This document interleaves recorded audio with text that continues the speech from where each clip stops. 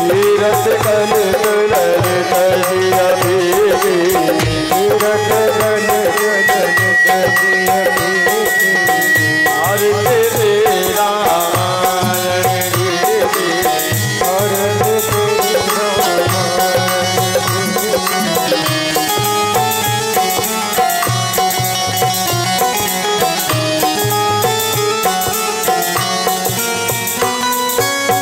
गावत ब्रह्मांड गमुन नारद गावत ब्रह्मांड गमुन नारद वाल्मीकि ज्ञान विशारद वाल्मीकि ज्ञान विशारद गोप सनकादिक से और गोप सनकादिक से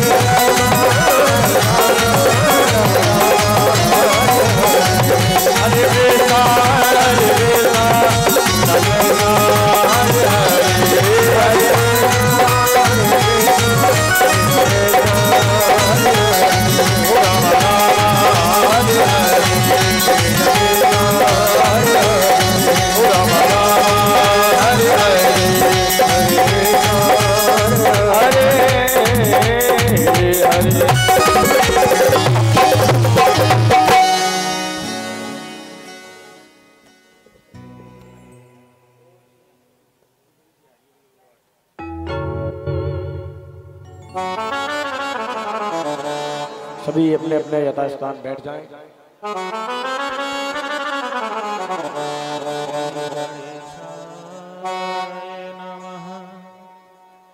श्री गणेशाय नमः। जय जय श्री राधे।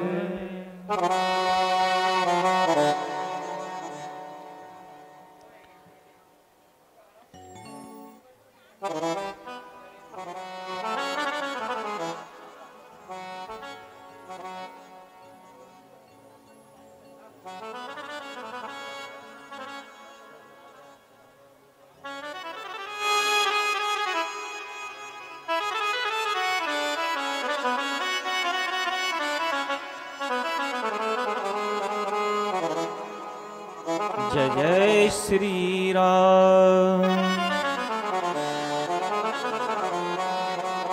गजाननं भूतगणादिसेवितं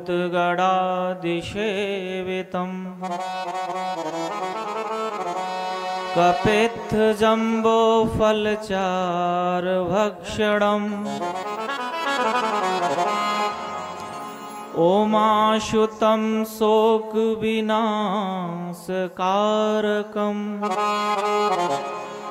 नमामि विघ्नेश्वर पादपङ्कजम्। नीलाम्बुजश्याम मलकोमलांगम् सीता समारोपित वामभागम् पाणौ महासायक चारचापम् नमामि रामं रघुवंशनाथम् नमामि रामं रघुवंशनाथम्।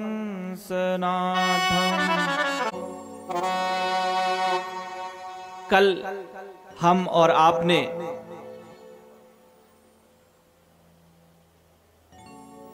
भगवान राम और हमारे आदरणीय भरत जी के मिलाप की कथा सुनी।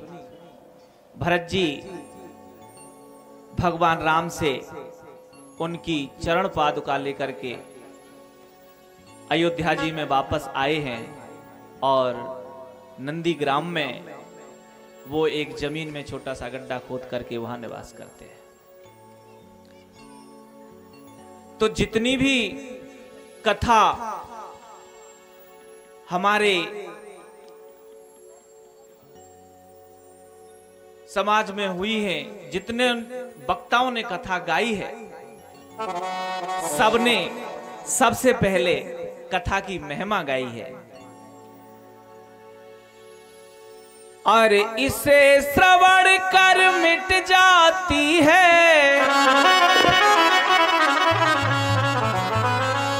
इसे श्रवण कर मिट जाती है। और जन्म जन्म की व्यथा हो जय जय राम कथा, जय जय राम कथा, हो जय जय राम कथा, जय जय राम कथा, हो जय जय राम कथा, हो जय जय राम कथा, हो जय जय राम कथा, जय जय राम कथा।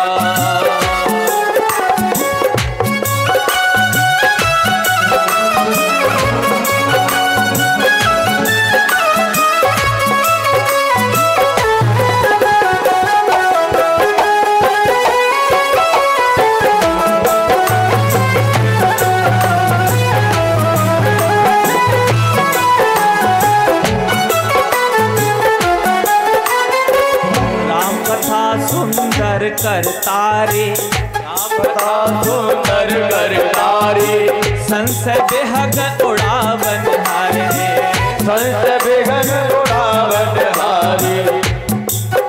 अरे तेरा सब संशय भागेगा, तेरा सब संशय भागेगा, तेरा सब संशय भागेगा, तेरा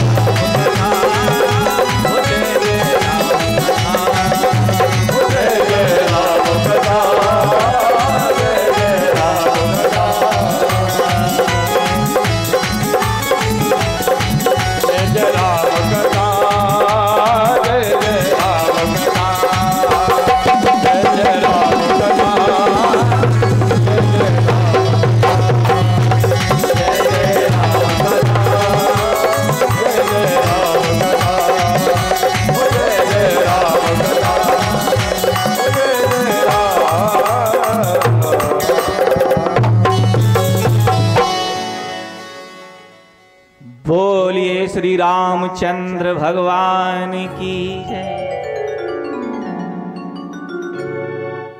आज कथा के 8वें दिन सभी भक्तों का आभार, अभिनंदन, वंदन। हमें यहाँ पूरे क्षेत्रीय जनता से और यहाँ के गांव वासियों से बड़ा ही प्रेम और स्नेह मिल रहा है, उसके हम बहुत बहुत आभारी हैं। सभी मिलजुल करके इस कथा रूपी कुंभ में डुबकी लगा रहे हैं, उसके लिए मेरा आप सभी के चरणों में बार बार वंदन।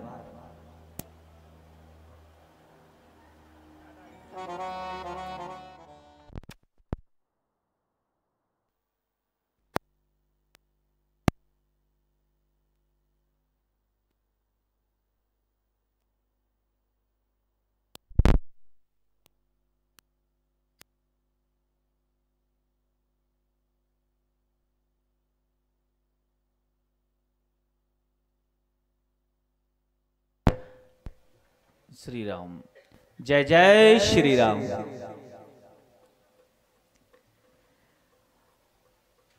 तो कथा में चलते हैं। इधर प्रभु श्री राम की एक बार चुने कुसुम सुहाए,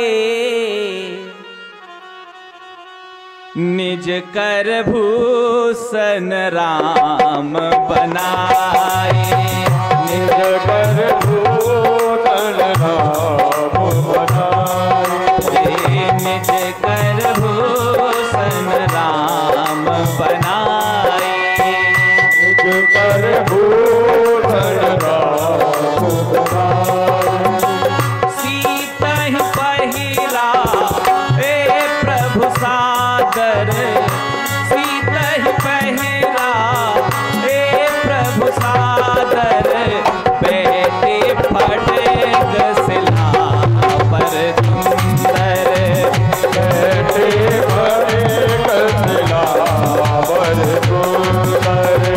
बैठे फटेग सिला पर सुंदर। बैठे फटेग सिला पर सुंदर।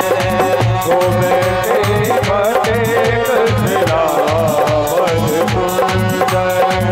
सुरपति सुत धरे पायस भेसा,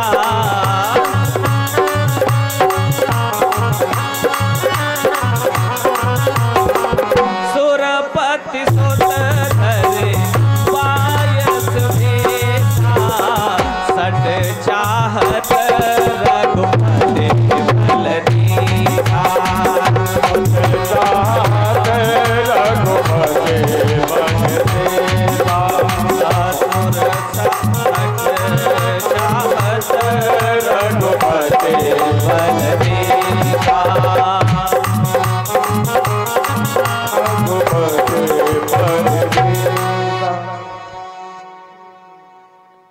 एक बार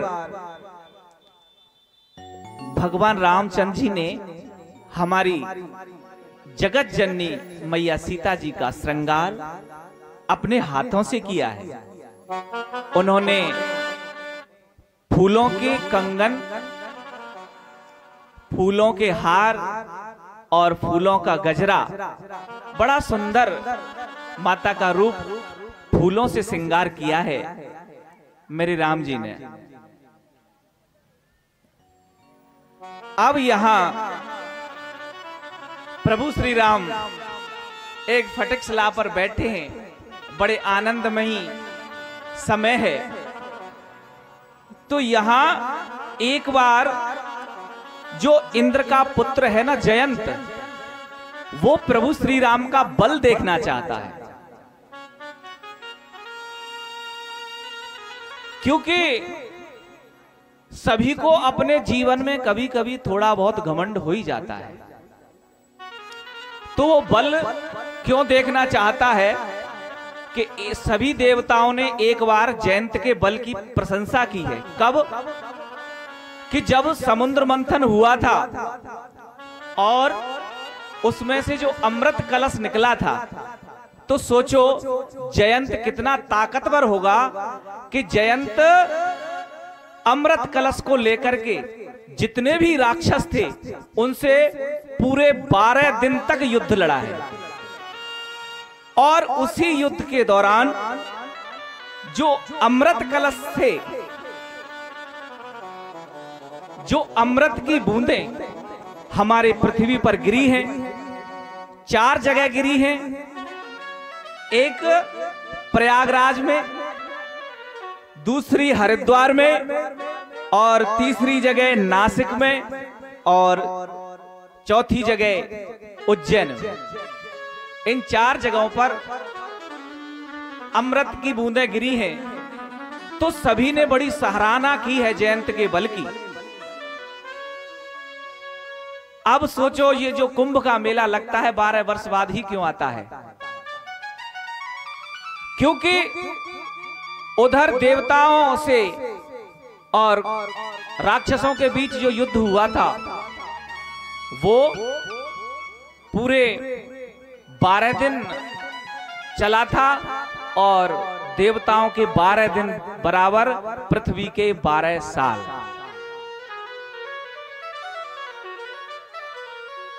तो वो जयंत की वहां देवताओं ने बड़ी प्रशंसा की है, इसलिए वो यहां पृथ्वी पर आकर के और प्रभु श्री राम का बल देखना चाह रहा है। तो उस मूर्ख अंधे ने क्या किया कि माता सीता के पैर में चोंच मार दी, और उससे मैया सीता के पैर में खून निकलने लगा। तो राम जी ने देखा और एक वो होती है ना सीख, तो धनुष पे चढ़ा के जयंत के पीछे छोड़ दी है। तो जयंत भागा अपने पिता के पास, पीछे पीछे वो तीर बन के चला आ रहा है राम जी का। पिता ने कहा क्या क्या करके आया है? पिताजी ऐसे ऐसे बात है, मैंने राम जी का बल देखने के लिए और ऐसा ऐसा कर दिया है।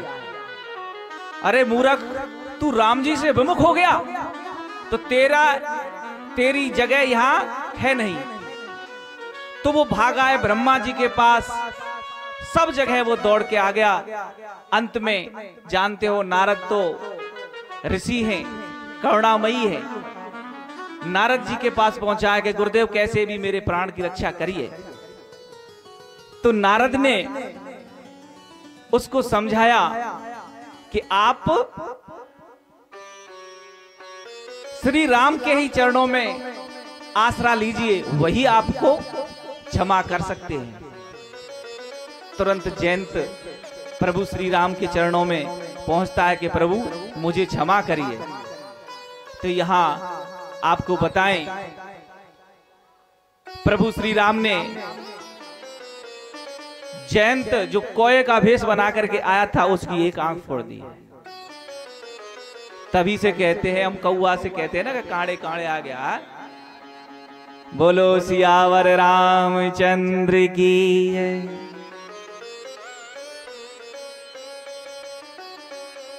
तो यहां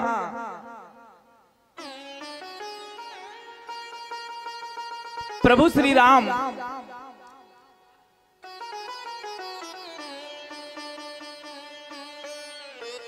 जयंत को वापस भेजा है। तो यहां चित्रकूट पर रहते राम जी को काफी समय हो गया, वहां बहुत से लोग आने जाने लगे, इसलिए राम जी वहां से चल दिए। क्यों? कि वहां बहुत साधु संत, क्षेत्र की जनता को, गांववासी नगरवासियों को मालूम चल जाता है और वहां बहुत लोगों का आना जाना बन जाता है। इसलिए राम जी वहां से चल दिए। आगे चल करके वे अत्रि मुनि के आश्रम पर गए हैं। राम जी ने दंडवत प्रणाम किया है, आदर सत्कार हुआ है। यहाँ पर अत्रि जी की पत्नी अनुसुईया जी ने सीता जी को दिव्य वस्त्र दिए हैं यहाँ पर, और दिव्य आभूषण दिए हैं। ऐसे वस्त्र दिए हैं कि वो कभी मलिन और यो समझे गंदे नहीं होंगे। और यहां मैया अनसुईया जी ने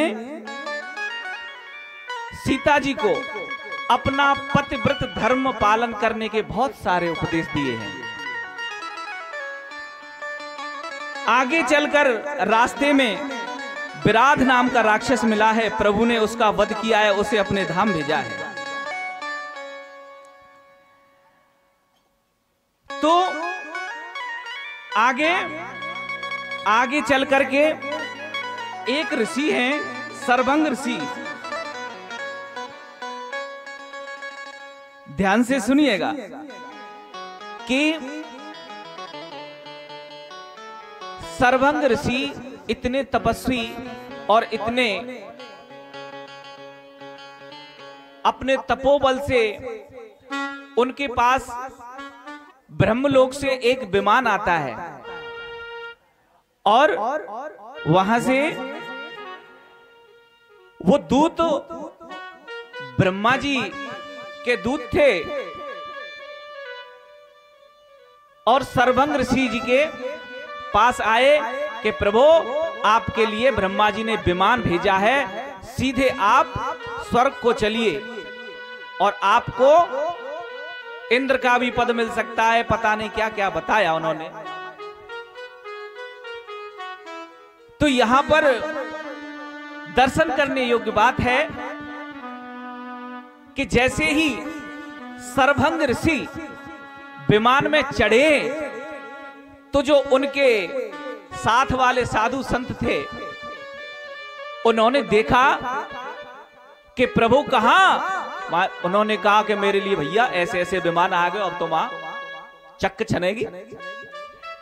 तो कहने का तात्पर्य समझिए, अरे गुरुदेव आप जा रहे हैं और वो आ रहे हैं। यानी कि कौन? अरे प्रभु श्री राम आ रहे हैं इधर से। इतना सुनते ही सर्वंग ऋषि जी उस विमान में से कूद पड़ते हैं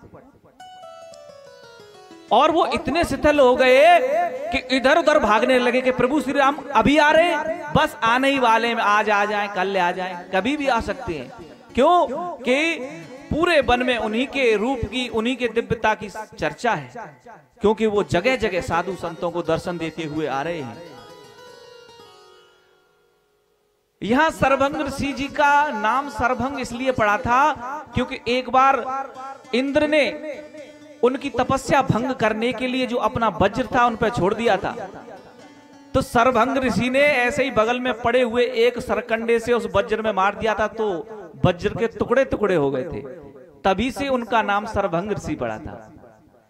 हमारे देश में बहुत सारे ऐसे ऋषि मुनि हुए हैं, उन्होंने अपने तपोबल से, क्योंकि ये जो हमारा देश है ना, क्या है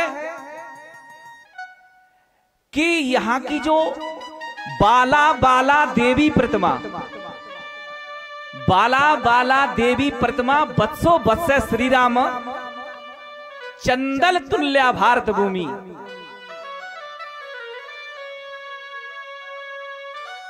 तपस्थली ग्रामो ग्राम। हमारे देश की धरती चंदन के समान है, क्योंकि यहां भगवान के कई अवतार हुए हैं और ऐसे ऐसे दिव्य मुनियों ने अपना यहां तप किया है कि उसका वर्णन करना असंभव है। जितना हम जैसे वक्ताओं से बनता है अपनी वाणी के अनुसार करते हैं।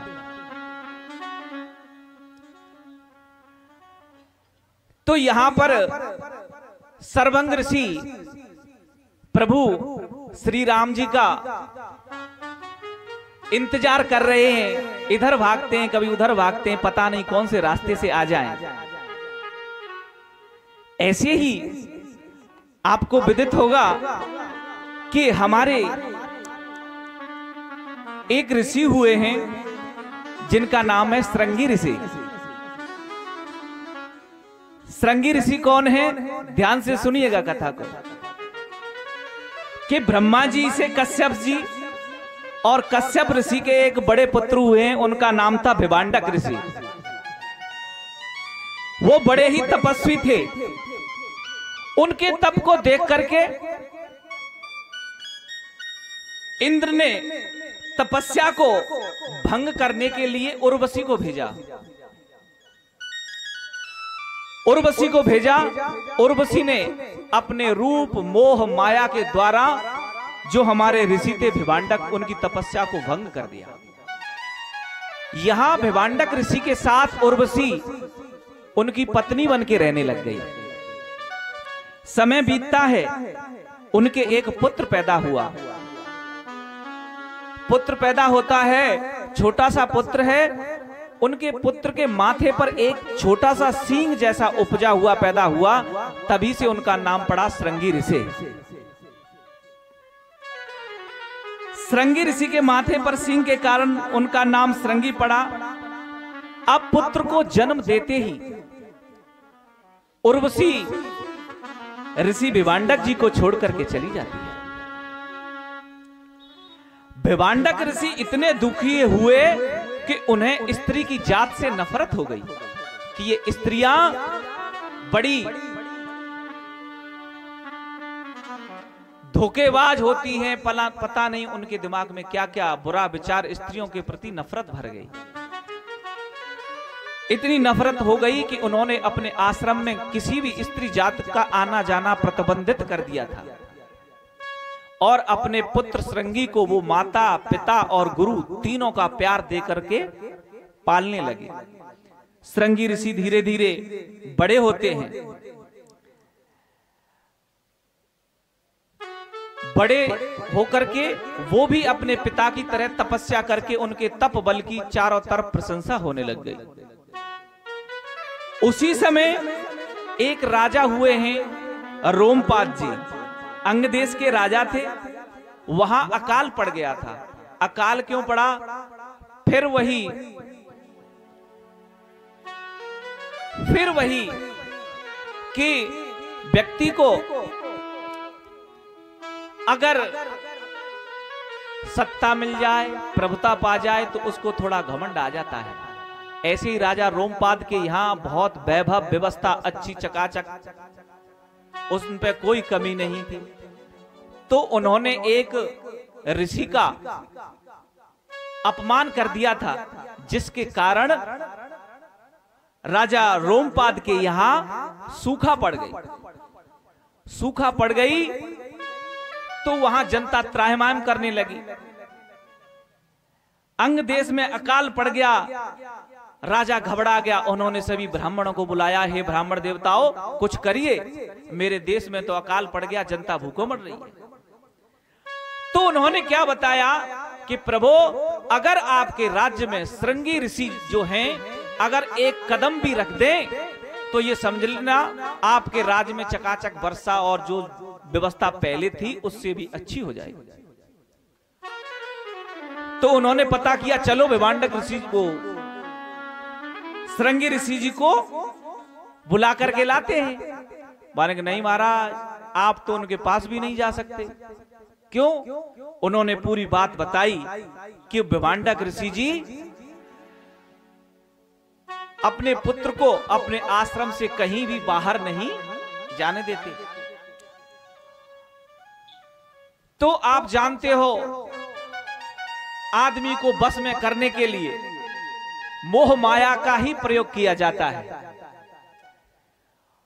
तो राजा उत्तानपाद ने, जो रोमपाद थे, उन्होंने सोचा कि कैसे भी श्रृंगी ऋषि को अपने राज्य में बुलाया जाए। सभी मंत्रियों से मंत्रणा करने के बाद यह निष्कर्ष निकला कि अपने नगर की जो सुंदर स्त्रियां हैं, चतुर हैं, उनको भेजा जाए। वो अपने रूप के मोह में, जाल में श्रृंगी ऋषि जी को फंसाएं और तब वो लेकर के आए। उनसे बात की, उनको बताया कि आपको ऐसा ऐसा करना है, तभी हमारा देश बचेगा, नहीं तो यहाँ सारी जनता त्राहिमाम कर जाएगी। तो उस नगर की जो भी 4-6 सुंदर स्त्रियां थी वो गई हैं। उन्होंने दूर से देखा भिवांडक ऋषि जी के आश्रम में श्रृंगी ऋषि जी तपस्या कर रहे हैं। तो वो वहां छुपके पहुंच गई। दूर से देखने लगी कि अगर भिवांडक ऋषि आश्रम से कहीं बाहर जाते हैं तभी हम अंदर प्रवेश करें। भिवांडक ऋषि जी ने तो बाहर फल फूल वगैरह लेने के लिए एक दिन भिवांडक ऋषि जी वहां से निकल जाते हैं। भिवांडक ऋषि जी बाहर जाते ही जो स्त्रियां थी उन्होंने तुरंत अंदर प्रवेश किया। आप दर्शन करिए उस दृश्य का कि श्रृंगी ऋषि जी के सामने पहली बार कोई स्त्री खड़ी हुई है। उन्होंने देखा, श्रृंगी ऋषि ने, कि आप कौन हो? मैंने इस प्रकार का जीव अपने जीवन में नहीं देखा है, क्योंकि स्त्री देखी नहीं थी, क्योंकि स्त्री अपने साड़ी वगैरह जो भी श्रृंगार था उसमें गई। तो मैंने इस प्रकार का कोई जीव नहीं देखा। अरे महाराज, हम तो दूर देश से आए हैं, हमारे देश में इस प्रकार के ही जीव हैं और हम आपके लिए नाना प्रकार के हमारे देश के फल लेके आए हैं। तो उस समय जो भी अच्छी मिठाई वगैरह, समझ लो रसगुल्ला, मिठाई, बर्फी जो भी होंगे, तो वो बना करके ले गई थी। तो बना करके ले गई और श्रृंगी ऋषि जी को खिलाया है। श्रृंगी ऋषि ने जैसे ही उनको खाया, बोले ये कौन सा फल है? मान कि महाराज, हमारे देश में ऐसे ही इसी प्रकार के फल लगते हैं। तो श्रृंगी ऋषि उनके प्रति थोड़ा थोड़ा आकर्षित होने लगे। वो अपना जो सुंदर स्त्रियां थी वो वहां छुपके रहने लगी। जैसे ही भिवांडक ऋषि वहां से जाएं बाहर फल फूल लेने के लिए, और वो स्त्रियां श्रृंगी ऋषि के पास आ जाती थी। आवागमन चलता रहा, आना जाना चलता रहा। धीरे धीरे श्रृंगी ऋषि उनके मोह जाल में पूरी तरह आ गए। तत्पश्चात एक दिन वो स्त्रियां कहने लगी कि गुरुदेव, आप हमारे साथ चलिए और हमारे देश में इससे भी और अच्छी व्यवस्था है। उनके मोह में आकर के उन स्त्रियों के साथ श्रृंगी ऋषि जी चल देते हैं। और जैसे ही श्रृंगी ऋषि राजा रोमपाद के राज्य में पहुंचे हैं, घनघोर वर्षा प्रारंभ हो गई। ये है तपस्या, ये है तप का बल कि एक तपस्वी महात्मा के कदम रखते ही राज्य में वर्षा प्रारंभ हो गई। चारों तरफ खुशहाली छा गई। राजा बड़े प्रसन्न हुए। रोमपाद ने अपनी प्रसन्नता में आकर के अपनी पुत्री का विवाह भिवांडक ऋषि के पुत्र श्रृंगी ऋषि जी से कर दिया।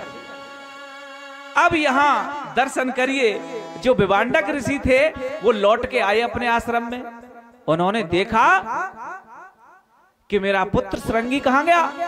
चारों तरफ नजर घुमा के देखा कि श्रृंगी का कोई अता पता नहीं। तपस्वी थे, उन्होंने अपने तप बल से देखा कि मेरे पुत्र को तो ऐसे ऐसे रोमपाद ने अपनी सुंदर स्त्रियों के मोह जाल में फंसा करके ले गया। तुरंत चल दिया, आज मैं राजा रोमपाद के राज्य को पूरी तरह नष्ट भ्रष्ट कर दूंगा। तुरंत चला है। इधर राजा रोमपाद को मालूम चला कि भिवांडक ऋषि बड़े गुस्से में हैं, बड़े क्रोध में हैं, कुछ भी कर सकते हैं। उन्होंने अपने पूरे राज्य की जनता को, अपने अच्छे अच्छे ब्राह्मण वक्ताओं को भिवांडक ऋषि जी के स्वागत में और भेजा है।